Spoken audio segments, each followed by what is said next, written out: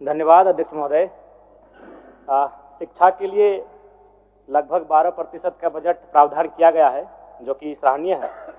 लेकिन अध्यक्ष महोदय, मेरा मानना है कि चाहे बजट 12% हो या 24% हो, इतना बड़ा बजट के बाद भी अगर इस राज्य के सरकारी पदाधिकारी, इस राज्य के माननीय विधायक, सांसद अपने बच्चों को सरकारी विद्यालयों में पढ़ाने में अगर सक्षम है, तो मेरे हिसाब से शिक्षा बजट का कोई औचित्य नहीं। अध्यक्ष महोदय, आज से लगभग 10 साल पहले इलाहाबाद हाईकोर्ट ने मंगलवार के दिन एक बहुत बड़ा फैसला सुनाया था। कोर्ट ने कहा था कि यूपी के सभी जनप्रतिनिधियों, सरकारी अफसरों, कर्मचारियों और जजों को अपने बच्चों को सरकारी प्राइमरी स्कूलों में पढ़ाना होगा। ऐसा ही कुछ प्रावधान अगर झारखंड में किया जाए अध्यक्ष महोदय, तो संभवतः इस बजट की सार्थकता भी होगी और संभवतः शिक्षा के क्षेत्र में एक क्रांतिकारी बदलाव देखने को मिलेगा। अध्यक्ष महोदय, मैं एक आपके माध्यम से सरकार को एक मामला संज्ञान में देना चाहता हूं। स्कूली शिक्षा एवं साक्षरता विभाग, इसमें 5 इकाई होती है अध्यक्ष महोदय। प्राथमिक निदेशालय, माध्यमिक निदेशालय, जेईपीसी, जैक और जेसीआरटी। अध्यक्ष महोदय, अगर प्राथमिक निदेशालय और माध्यमिक निदेशालय की बात करें तो उसको संचालन करने के लिए एक डायरेक्टर होते हैं, एक ज्वाइंट सेक्रेटरी होते हैं, 2 या 3 डिप्टी डायरेक्टर होते हैं, 2 या 3 अंडर सेक्रेटरी होते हैं, 6 या 7 सेक्शन ऑफिसर होते हैं, 8 या 9 असिस्टेंट सेक्शन ऑफिसर होते हैं। यानी कुल मिलाकर 25 पदाधिकारी होते हैं महोदय, जबकि इसका वित्तीय बजट लगभग 100 करोड़ के आसपास होता है।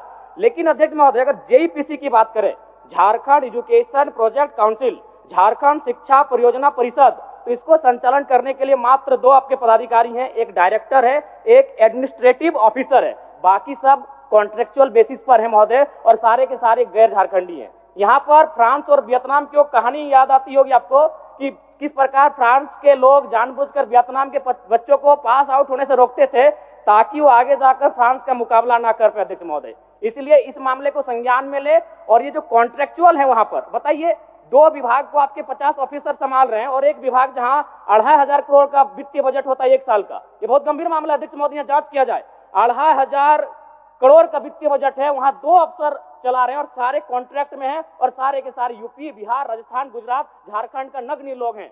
तो ये झारखंड आज बनने का कोई औचित्य भी नहीं दिखता है अध्यक्ष महोदय। आरटीई, राइट टू एजुकेशन, जो 2009 में आया था, इसका प्रावधान ये था कि जो प्राइवेट सेक्टर होंगे वहां 25% उन बच्चों का एडमिशन लिया जाएगा जो निर्धन परिवार से आते हैं। लेकिन मेरा मानना है, अब जांच कर लें, इसका अनुपालन नहीं किया जा रहा था। सरकार को मैं संज्ञान देना चाहूंगा कि आरटी एक्ट जो 2009 में आया है, और चूंकि ये एक्ट भी महागठबंधन की सरकार में आया है केंद्र में, तो जाहिर सी बात है मैं चाहूंगा कड़ाई से इस एक्ट का अनुपालन कराया जाए ताकि गरीब बच्चे लाभान्वित हो सके।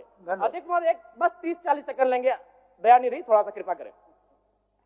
मैं एक ये मामला भी दूंगा, पूर्व की सरकार और वर्तमान की सरकार, जो मेरे आंखों ने देखा बदला। क्या बदला अध्यक्ष महोदय? कपड़ों का रंग बदला और स्कूल की दीवारों का रंग बदला। थोड़ा सा संज्ञान में लीजिएगा।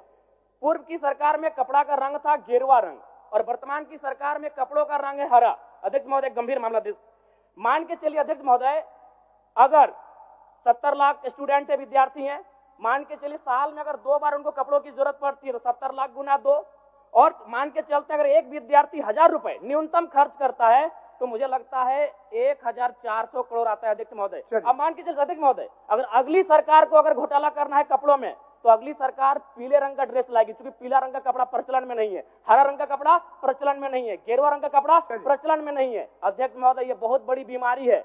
शिक्षा में इस प्रकार से लोग हावी है तो समझ सकते हैं इस राज्य का क्या होगा। धन्यवाद अध्यक्ष महोदय। माननीय सदस्य जी का सुसारण हो।